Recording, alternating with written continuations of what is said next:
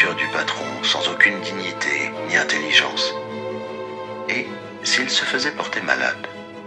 Mais ce serait extrêmement gênant et suspect, car depuis 5 ans qu'il était dans cette place, pas une fois Grégor n'avait été malade.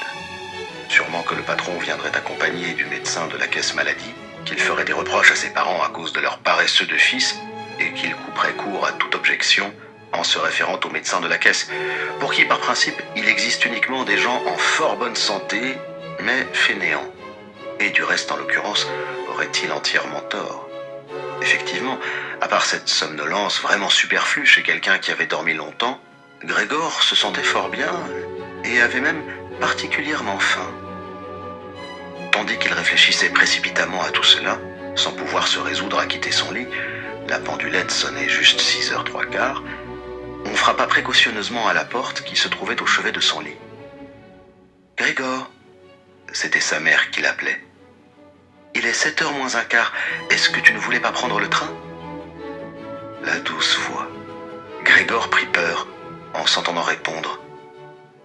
C'était sans aucun doute sa voix d'avant.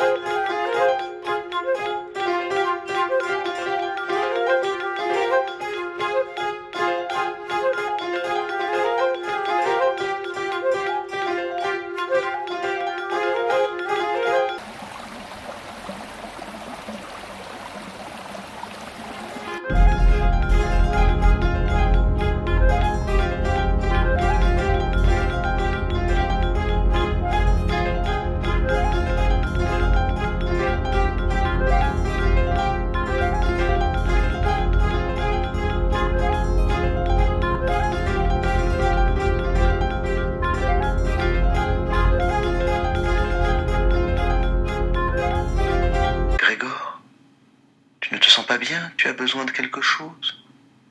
À l'un comme à l'autre, Grégor répondit « Je vais avoir fini », en s'imposant la diction la plus soignée et en ménageant de longues pauses entre chaque mot, afin que sa voix n'eût rien de bizarre. D'ailleurs, son père retourna à son petit déjeuner, mais sa sœur chuchota « Grégor, ouvre, je t'en conjure ». Mais Grégor n'y songeait pas. Il se félicita au contraire de la précaution qu'il avait apprise dans ses tournées et qui lui faisait fermer toutes les portes à clé pour la nuit, même quand il était chez lui. Il entendait d'abord se lever tranquillement et en paix, s'habiller et surtout déjeuner.